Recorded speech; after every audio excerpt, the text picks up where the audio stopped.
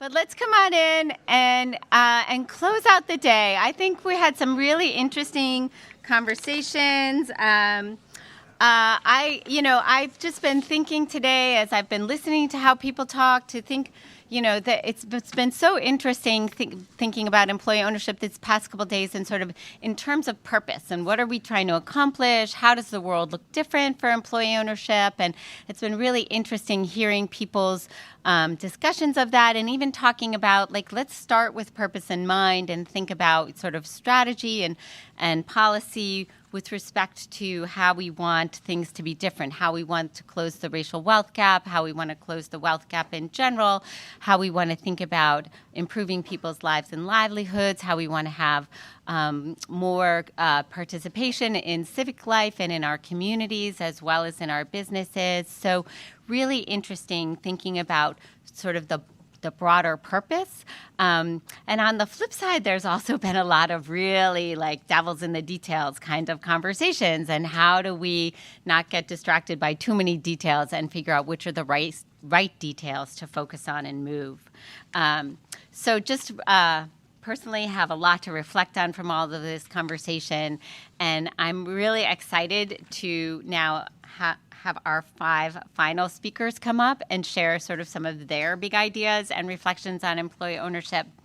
So what I'm going to do, I'm just going to say all 5 in the order that is in my agenda. So that's the order that I'm going to ask them to talk. And I'll introduce them and they can turn the mic over to each other as they're done. So you guys got to listen so you know when you come up. So first, we're very happy to have Christine Curella, former senior policy advisor to Deputy Mayor of New York City, an economic development consultant, and Aspen Institute Job Quality Fellow. Glad you're with us, Christine.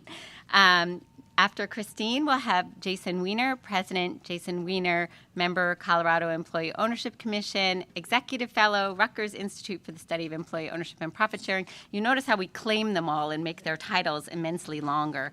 After Jason, we have Wilma Liebman, former National Labor Relations Board Chair, Senior Fellow, Rutgers Institute for the Study of Employee Ownership and Profit Sharing. I thought there was also some NYU thing there too, but maybe we abbreviated. After Wilma, Evan Edwards, Chief Executive Officer, Project Equity, and last but certainly not least, Chris Griswold, Policy Director, American Compass. So those are our 5 closeout speakers. Excited to hear from all of them. And Christine, let's start with you.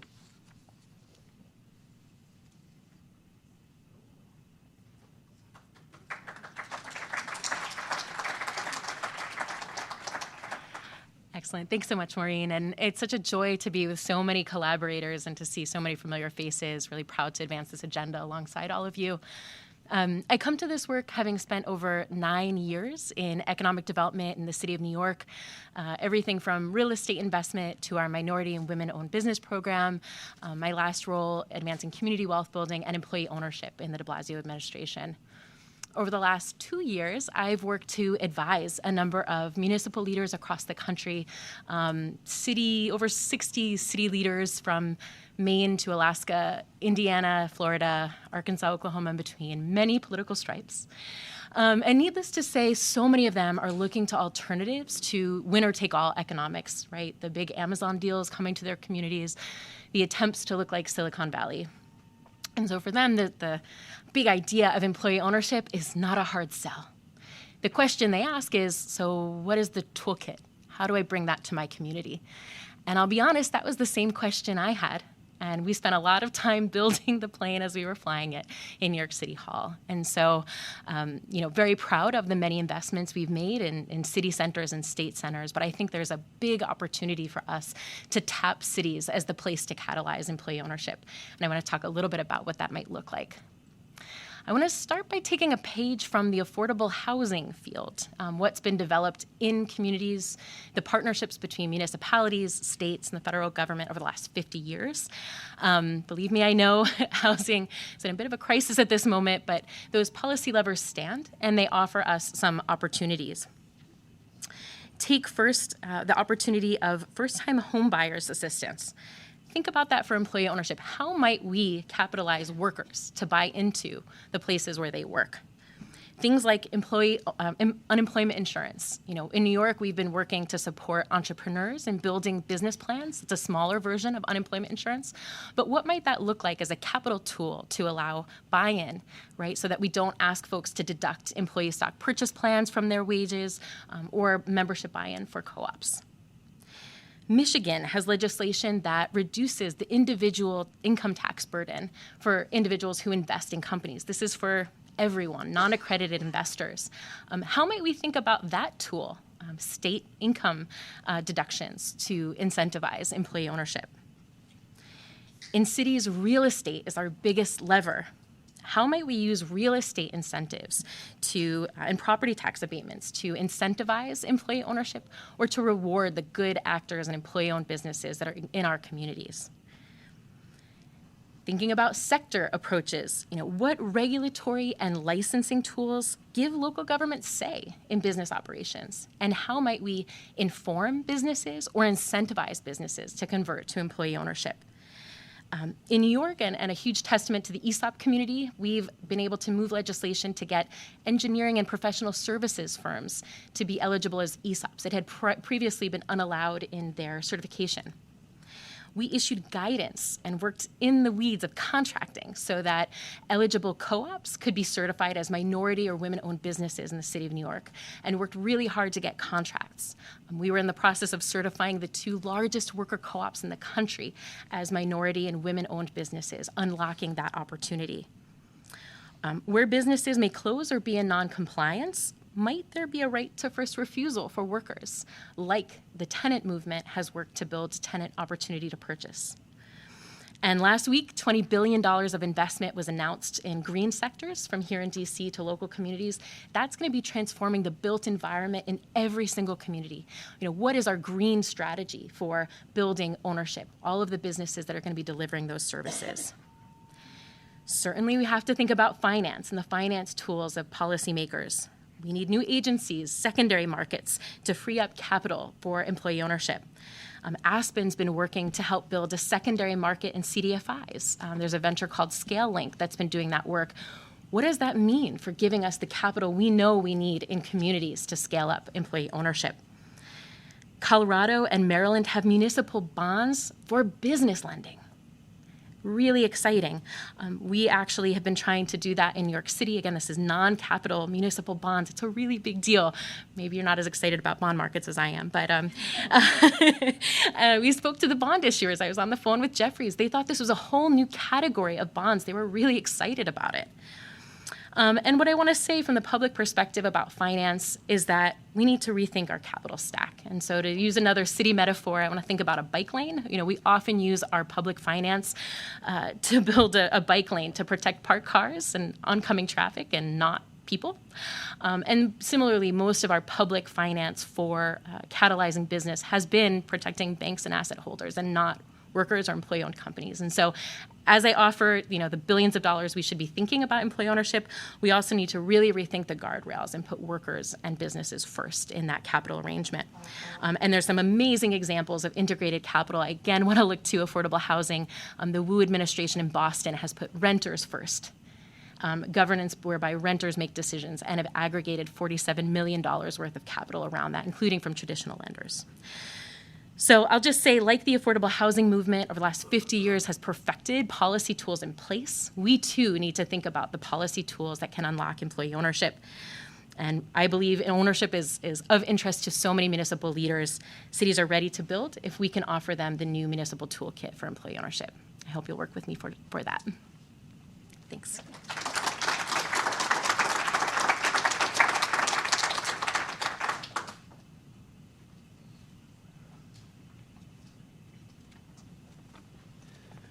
Good afternoon, everyone. I'm here to tell you a story about my adoptive home state in Colorado. By way of introduction, my name is Jason. I'm the founding partner of Jason Weiner PC. We're a boutique law and business consulting firm focused on broad-based ownership, cooperatives, regenerative finance, and general counsel for hundreds of clients a year. I'm also the founding commissioner of the Employee Ownership Commission and the inaugural chair of the same. Today, I'd like to tell you a story of genuine collaboration, innovative leadership, commitment, inclusive representation, and community empowerment that has set Colorado as a national beacon in the realm of employee ownership. In recent years, Colorado has embarked on a pioneering journey, one that has redefined the landscape of business ownership and participation across the state.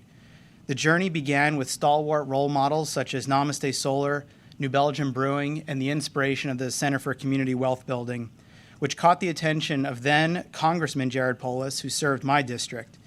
I, along with community and business leaders, began advising now Governor Polis about employee ownership in 2013. We shared a vision of a more equitable, sustainable, and resilient economy through promotion of all employee ownership models. It's a vision that recognized the invaluable role of our local workforce and keeping business ownership local as the keys to success and business longevity. This spoke directly to Governor Polis's own business experience, marked by building, growing, and exiting several successful e-commerce businesses, all of which he tells us had some form of employee or equity ownership. In 2019, following months of briefings, meetings with cabinet members, and community coalition advocacy, Governor Polis, within the first 100 days, in fact, on the 100th day, at an employee-owned grocery store in Colorado Springs, signed an executive order that created the Colorado Employee Ownership Commission and charged us to promote the employee ownership across the state, reduce barriers and obstacles to employee ownership, and create a cadre of professional services and a support ecosystem to help Colorado companies thrive and become employee-owned. With the leadership and guidance of the Employee Ownership Commission and the key support of our Office of Economic Development and International Trade, we've created and now administer several innovative programs. They not only focus on conversions, but encompass comprehensive support through education, financial incentives, and community building. The introduction of the Colorado Employee Ownership Tax Credit in 2021 is a first-in-the-nation initiative which has subsequently been expanded to provide more than $50 million in tax credits for businesses converting to employee ownership. It underscores our commitment to reducing the financial barriers associated with conversion. We pair that with a cash collateral support program, and we've established several peer networking groups to further exemplify the holistic and wraparound approach necessary to fostering an environment and culture where employee-owned businesses can thrive. Colorado is also the first state in the country to codify the substantive characteristics of employee ownership in a way that is form agnostic, paving the way for companies that meet a rigorous legal standard to gain access to important benefits, recognition, and more. We've made these tax credits available for staged conversions that happen over time, as well as for co-ops and other holding companies that are growing through inorganic acquisition activity.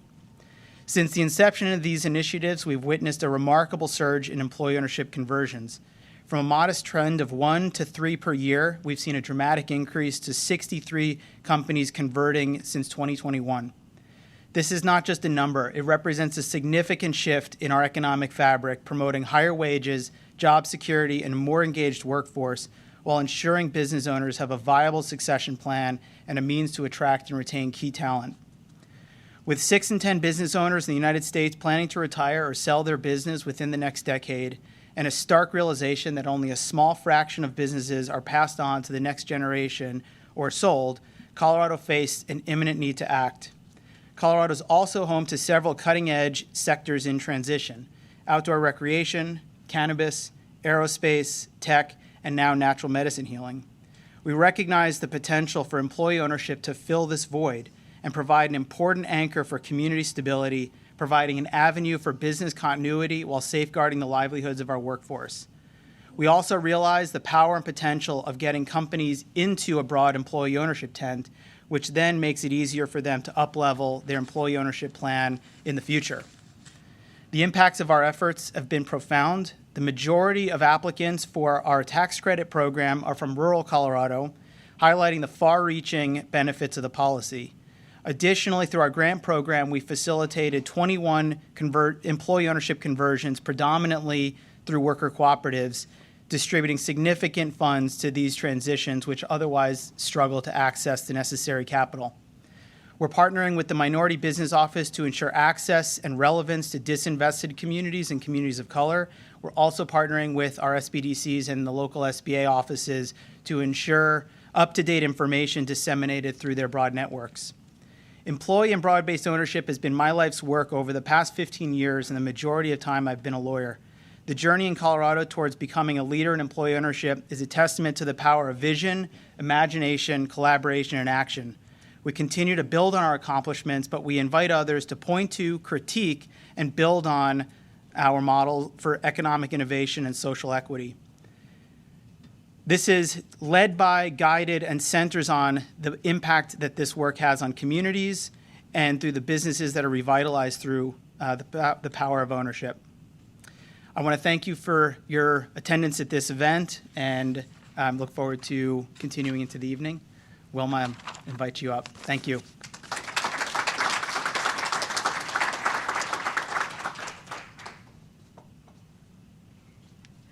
Thank you, and pleasure to be here, and thank you for the opportunity.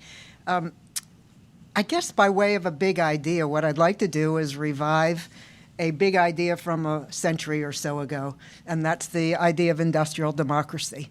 So about 10 years ago, I heard a labor historian give a talk about labor during the First World War. And he said the big idea at that time was industrial democracy, which was said to be the answer to the labor question. Massive unemployment, massive inequality, labor unrest, political agitation. But what industrial democracy meant had many different meanings. So to some, and some new national unions, it meant worker ownership, disregarding the wage system and workers owning the factories and the means of production. To some unions, the beginning of the American Federation of Labor, it meant collective bargaining. To employers, it meant other things, welfare capitalism, works councils, different kind of profit-sharing plans. Ultimately, in the 1930s, our nation adopted collective bargaining as our answer to industrial democracy. And it worked for a while. That's how I spent most of my career, working for 2 international labor organizations and then spending nearly 14 years as a member of the National Labor Relations Board. But since then, I've had the opportunity to learn a lot more things. And through my good friends at Rutgers, I got exposed to the wide variety of forms of worker ownership. I picked up on Jason's phrase, form agnostic. And so I probably the biggest dilettante in worker ownership in this room, because I've had just little touches of different things. The variety that I've learned about at Rutgers, the cooperative platforms that have sprung up, and particularly with the gig economy. And David Rolfe and his local have an interesting form of a purpose trust for a healthcare institution. I don't know the details of these, and I'm not here to argue for one form or another. I am form agnostic. But what I think is most exciting about what's going on, particularly in the wake of our intersecting crises and the crisis of democracy, is the experimentation, again, with old forms of industrial democracy, different forms of worker ownership. I've had the privilege for the last few years of being involved with Ownership Works. I think you heard from Annalisa earlier, and I'll just tell you a little anecdote. So I got called by the New York Times economics reporter Lydia DePillis about Ownership Works, and she said to me, kind of interested that you would do this because this is private equity involved, and you're a known worker advocate, so why are you doing this? And so I gave her the history lesson about worker ownership and my sense that experimentation and exploration is very much needed at this time, and that we have a very complex economy, so all different forms of organization and governance models, ownership models, there's room for all that kind of experimentation. I don't know which is going to work, but we'll find out. But she said, the worker ownership people don't think this is real worker ownership. And I said, I'm too old for ideological purity. So my big idea really is just to experiment with all these different forms of worker ownership coupled with real worker role in governance, which I think is so critical.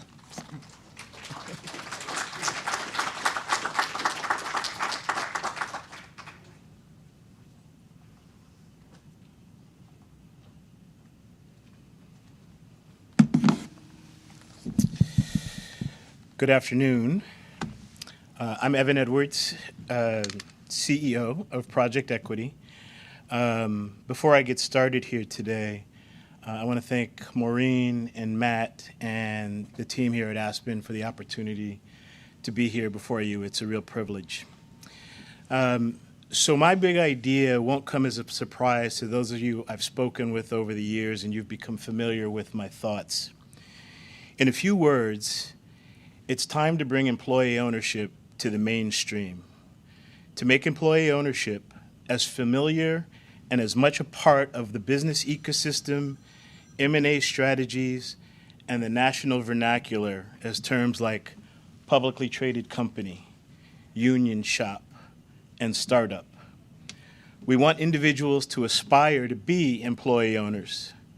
We want business owners to have in mind an EO succession path before one of us practitioners reaches out to them. There are a number of paths to mainstream that my organization, Project Equity, is pursuing. I'm going to highlight 3 for you today, and I look forward to partnering with folks in this room to drive these efforts forward. Number 1, we have to bring employee ownership into the work streams of the professional service providers who engage with business owners. That's the CPAs, CFPs, exit planners, M&A advisors, attorneys.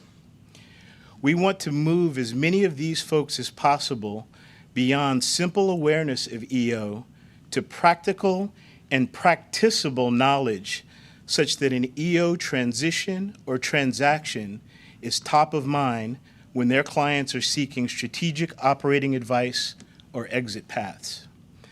Now, I've heard a number of folks over the last 2 days express the importance of educating professionals, so I know there's agreement on this. At Project Equity, we call this work Service Provider Adoption, or SPA. To achieve this, we're developing educational content to enable business advisors in EO. I'm proud to share that our first release, Exit Pro, has achieved accreditation from a number of important bodies, including the Exit Planning Institute, EPI. So now, if you're a professional advisor and need to update your certification or seeking continuing education credits, you can now do so learning about EO. And y'all can check out Exit Pro at our website, projectequity.org. And if you've got questions about Exit Pro, also, Stacy, raise your hand. My colleague, Stacy Smith, who leads our program work, can answer questions about it later over a cocktail. So that brings me to the second path to mainstreaming employee ownership, and that involves embedding it in higher education. This is a longer tail proposition, but a very important one, especially as relates to younger generations of Black, brown, and other people of color, so they understand the wealth-building opportunity EO can provide. Anecdotally, we've seen Gen Z, so those folks 11 to 26 years of age, indicate more interest in and a predisposition to shared ownership models that prior generations whereas prior generations more often admired or aspired to be a hero entrepreneur. By bringing forward employee ownership awareness and understanding to large numbers of both undergraduate and MBA students, and through both curriculum and programmatic offerings, we can see future generations who will accept, engage, promote, and pursue EO models in their post-academic lives. EO will be a business norm to them. It'll be mainstream. I like to think of EO as entrepreneurship 2.0 for many folks, in particularly communities of color, that may lack access to capital, generational wealth, or networks to engage traditional entrepreneurship. At Project Equity, through our partnership with Morehouse College and our Black Employee Ownership Initiative, we're pursuing embedding EO in higher ed. Our strategy includes engaging other HBCUs this year and at least one prominent MBA program, with pipeline development for others to follow. The third and probably most far-reaching path to mainstreaming employee ownership has our field moving beyond awareness raising to also executing very intentional and strategic marketing and advertising of employee ownership. In other words, we need to sell EO to the broader public. Americans learn about, adopt, and reference new products, services, brands, and business models through marketing and media. Consider most Americans were not familiar with AI a year ago, or crypto 4 years ago, or startups 30 years ago. With the support of the Candida Fund, Project Equity, and founding partners Evergreen Cooperative, Nexus Community Partners, and ICA Group were able to launch the EO Equals brand campaign.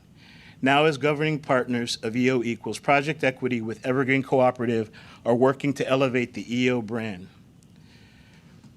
So in service to the EO Equals brand campaign, Project Equity has produced what is, to my knowledge, the first broadcast-ready 30-second commercial advertisement for employee ownership, which we plan to air first across digital platforms and then next year linear television. When I wrap up my comments shortly, and I just got the 30-second notice, I'm excited for everyone to go to eoequals.org and take a look at it. We'd appreciate your comments. Today is the first public display. I'd be tempted to say it's the world premiere. That'd be a little over the top. But this is the first time that this advertisement will be seen, and we hope it's seen nationally many, many, many millions of times, by many, many millions of eyes going forward. At Project Equity, we're proud of this work and our other efforts to lift up employee ownership in the national consciousness through video and audio storytelling, data releases, and other messaging. And we're really excited to bring forward a powerful campaign for EO, including one we're calling the New Face of Entrepreneurship. I invite folks in this room, your organization and enterprises, to partner with Project Equity and Evergreen on EO Equals. And I know all of our practitioners will look forward to no longer hearing the frustrating remark that EO is the best business solution I never heard of. With that, I'll close. Thank you for your time.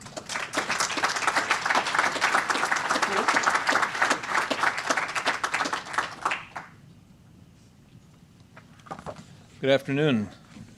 My name is Chris Griswold. I'm the Policy Director at American Compass. We're a think tank whose mission is to restore an economic consensus that puts workers, their families, their communities, and their industries back at the center of our economic analysis and policymaking.